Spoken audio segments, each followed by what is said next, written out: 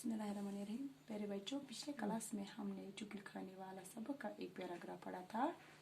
आज हम इसका दूसरा पैराग्राफ पढ़ेंगे। प्यारे बच्चों, इसके बाद चुगलखोर किसान के सालों से मिलने गया और इन्हें कहा कि किसान तुम्हारी बहन को रोज पीटता है। उसने कहा कि वो कल खेत पर आकर अपनी आंखों से देख सकते हैं कि किस तरह किसान उनकी बहन को पीटता है। इसके बाद चुगलखोर किसान के भाइयों के पास गया और उन्हें कहा कि उनके भाई को इसके साले हर जूते रोज पीटते हैं। चुगलखोर ने इन्हें भी कहा कि वो दूसरे दिन खेत पर आकर खुद अपनी आंखों से किसान की पिटाई होती देखे। अगले दिन जब किसान की बीवी खाना लेकर खेत पर आई और उसके नजदीक जाने लगी तो किसान पीछे हटने लगा। बीवी को यकीन हो गया कि कोई बात जरूर है कि उसका शौहर उससे दूर होता है। वो एक बार फिर किसान के करीब गई और चाटने के लिए उसकी कलाई पकड़ी।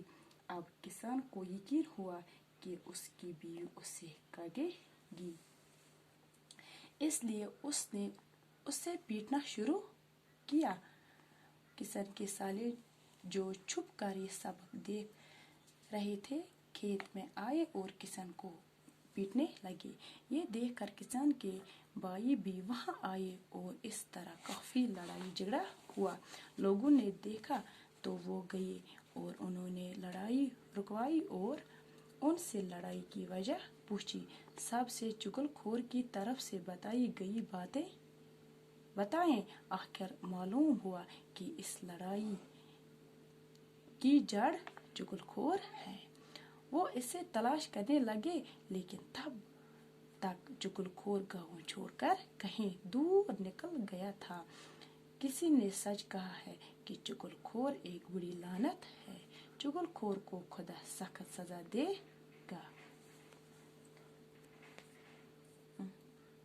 प्यारे बच्चों, इसी से हमारा सबक खत्म हुआ। इंशाल्लाह अगले क्लास में हम इसके सवाल करेंगे।